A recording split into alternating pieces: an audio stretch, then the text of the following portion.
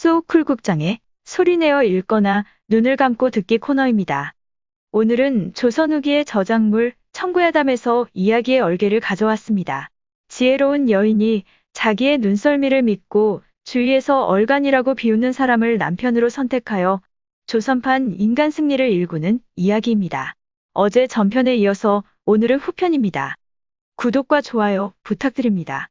좋은 글로 보답하겠습니다. 그러면 시작하겠습니다. 오씨는 호랑이 밥이 되려고 밤중에 혼자 산중으로 들어갔다. 깊은 골에 이르렀는데 홀연 저쪽에서 등불이 반짝였다. 죽을 땐 죽더라도 우선 춥고 배가 고파서 그 집을 찾아가 문을 두드렸다.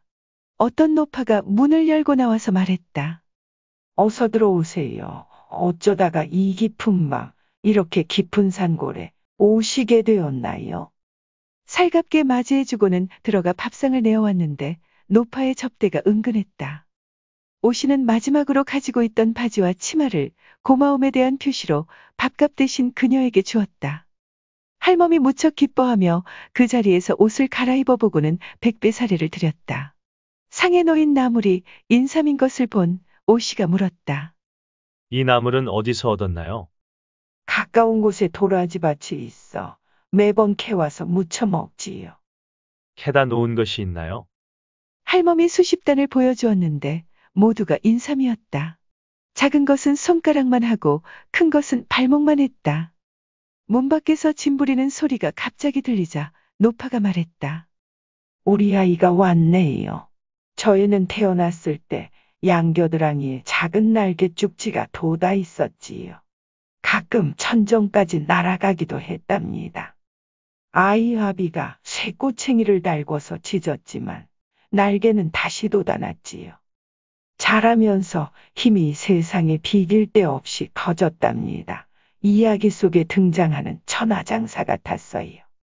그대로 두었다가는 아무래도 제명에 죽지 못할 것 같아서 이 깊은 산골로 숨어 들어와 사냥하면서 살아가고 있답니다.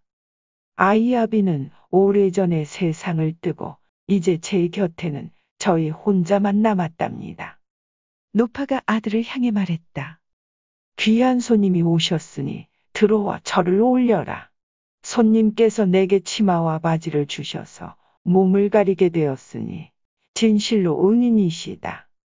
아들이 즉시 들어와 절을 올렸다. 다음날 아침 오씨가 할멈에게 물었다. 도라지밭을 한번 구경할 수 있겠습니까? 할멈이 오씨와 함께 산마루를 넘어가더니 한 곳을 가리키는데 온 산이 다 인삼으로 뒤덮여 있었다. 크고 작기가 비록 같지는 않았지만 그 중에는 동자삼도 많았다. 온종일 캐니 대여섯 바리가 되었다. 오씨가 산중에 말이 없으니 이걸 어떻게 운반한담? 하고 자문하자 할멈의 아들이 말했다. 제가 원산까지 짊어다 드리겠습니다. 원산부터는 말에 싣고 가십시오. 오씨는 그 말을 따라 원산에서 말을 세내어 인삼을 싣고 집으로 돌아왔다. 그간의 일을 아내에게 다 이야기해 주니 아내가 기뻐서 눈물을 흘리며 말했다. 저는 언젠가는 이런 날이 올 줄 알았습니다. 당신이 평소에 좋은 일을 많이 해서 불보살이 선물을 주신 거랍니다.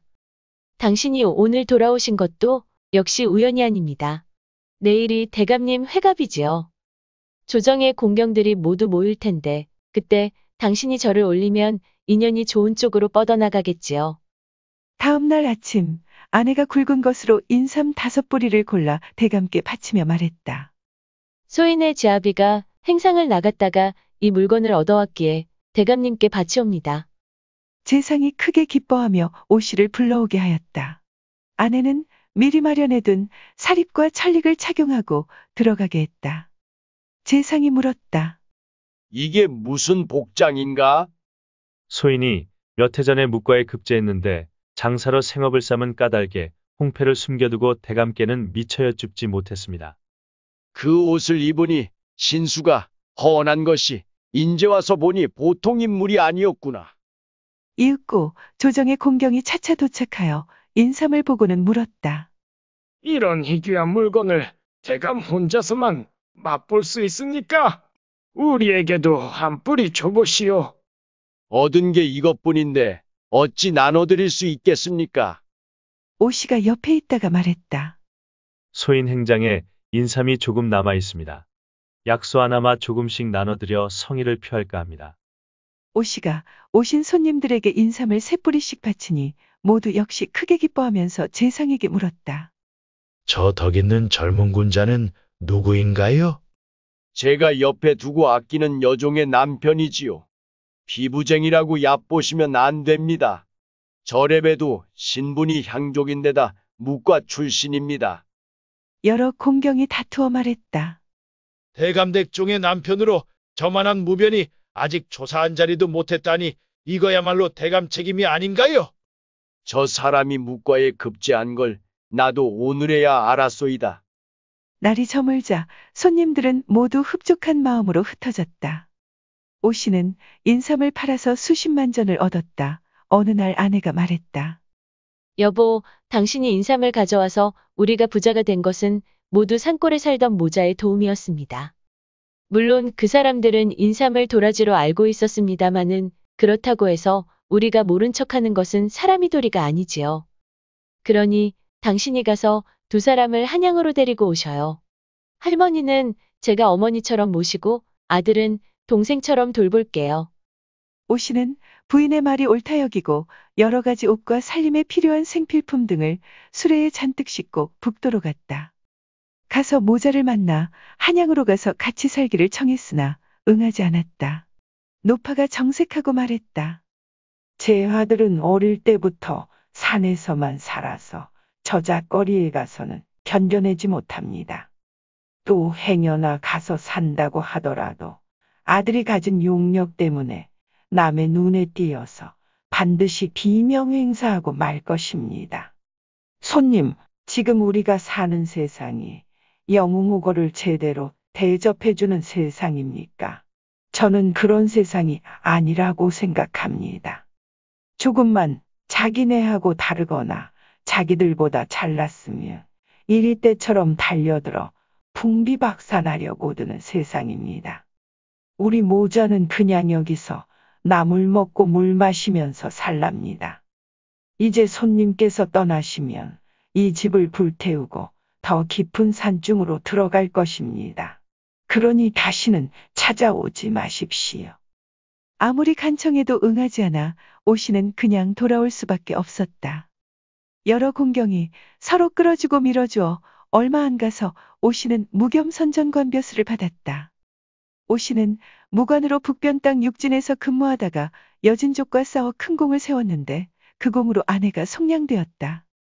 차차 승진하여 벼슬이 수군절도사에 이르렀는데 부인과는 아들 딸 놓고 한평생 알콩달콩 같이 살다가 나이 90의 아내가 먼저 세상을 떴는데 아내가 죽자 방문을 걸어 잠그더니 곡기를 끊었고 나흘 후에 아내 뒤를 따라갔다.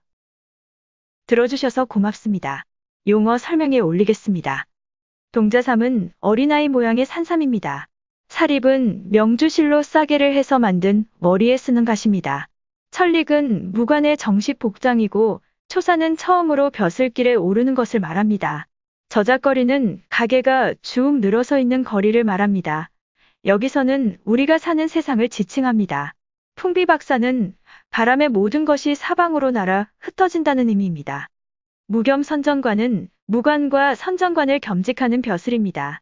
수군절도사는 조선시대 각도 수군의 지휘관 임무를 맡은 정삼품 외관직 무관입니다. 속량은 공을 세우거나 몸값을 내는 등의 방법으로 종의 신분에서 풀려나 양민의 신분이 되는 것입니다.